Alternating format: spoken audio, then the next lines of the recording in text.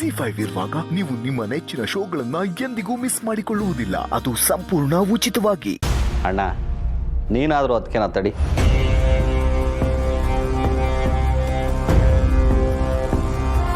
ಅಲ್ಲ, ಇದಾಗಲ್ಲ ಅಂತ ಅವರೇ ಡಿಸೈಡ್ ಮಾಡಿದಾರಲ್ಲ ಮಹೇಶ.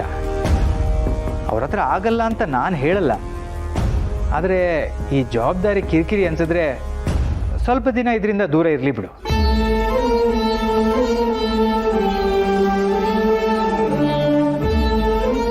ಇಲ್ಲ ಅಣ್ಣ, ಅದಕ್ಕೆ ಈ ಮನೆ ಯಜಮಾನಿ, ಅವರು ಯಜಮಾನಿಯಾಗೇ ಇರಬೇಕು.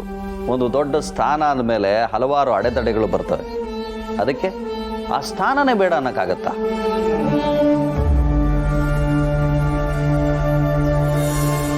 ಅದಕ್ಕೆ ಇಂಥದ್ದೆಲ್ಲ ಆಗಿನೇ ನೀವು ಗಟ್ಟಿ ಆಗಬೇಕು. ಶರ್ವರಿ, ನೀನು ಅಷ್ಟೇ, ಯಾವುದೇ ಕಾರಣಕ್ಕೂ ಅದನ್ನು ತಗೋಬೇಡ. ಅಕ್ಕೆಗೆ ಏನು ಸಹಕಾರ ಕೊಡ್ಬೋದೋ ಅದನ್ನೆಲ್ಲ ಕೊಡು. ಅವ್ರ ಕೆಲಸ ಕಡಿಮೆ ಮಾಡೋ ಕಡೆ ನೀನು ಗಮನ ಕೊಡು. ಅವರು ಖುಷಿಯಾಗಿದ್ರೆ ಇಂಥ ಯಾವ ಸಮಸ್ಯೆನೂ ಆಗಲ್ಲ. ಹಾಗಾಗಿ ಅದಕ್ಕೆ ನಾ ಖುಷಿಯಾಗಿಡೋದೇ ನಮ್ಮ ಕರ್ತವ್ಯ. ಅಲ್ಲ ಮಹೇಶ್ ಅವರೇ, ಅದಕ್ಕೆ ಆ ಕೀಗೆ ನಿಜವಾದ ಒಡತಿ ನೀವೇ. ನೀವು ಅದನ್ನು ಇಟ್ಕೊಳ್ಳಿ.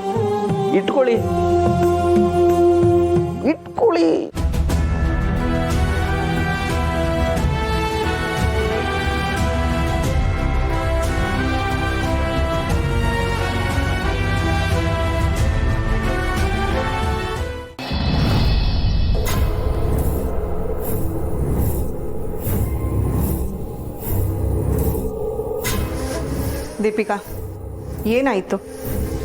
ಅತ್ತೆ, ನನ್ನ ಉದ್ದೇಶ ತುಳಸಿ ಮಗನ ಮೇಲೆ ಆರೋಪ ಬರೋ ಹಾಗೆ ಮಾಡಬೇಕಾಗಿತ್ತು. ಆದರೆ ಅದಾಗಲಿಲ್ಲ.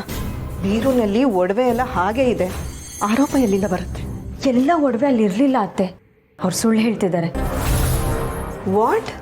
ಎಸ್, ನನ್ನ ಪ್ಲ್ಯಾನ್ ಬೇರೆನೇ ಇತ್ತು.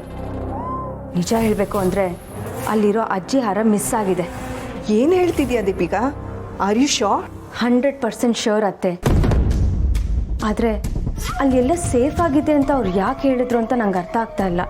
ಓ, ಸಮರ್ಥನ ಸೇವ್ ಮಾಡೋದಕ್ಕೆ ಅವರಿಬ್ರು ಸುಳ್ಳು ಹೇಳ್ತಿದ್ದಾರೆ ಅಂತ ಹೇಳ್ತಿದ್ಯಾ? ಎಸ್, ನೀವು ಹೇಳಿದ ಮೇಲೆ ಹಾಗಾಗಿರೋ ಚಾನ್ಸಸ್ ಇದೆ ಅಂತ ಅನ್ನಿಸ್ತಾ ಇದೆ. ಇದಾ ವಿಷಯ? ಸೊ ಇವತ್ತೊಂದು ಒಳ್ಳೆ ಡ್ರಾಮಾ ಇರುತ್ತೆ ಅಂತ ಆಯಿತು.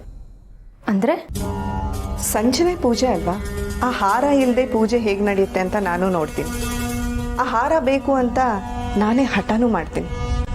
ಆಗ ಗೊತ್ತಾಗುತ್ತೆ ಅವ್ರ ಬಂಡವಾಳ ಏನು ಅಂತ. ಎಸ್, ಅಷ್ಟಾದರೆ ಆ ಸಮರ್ಥನ ಒದ್ದು ಓಡಿಸ್ತಾರೆ.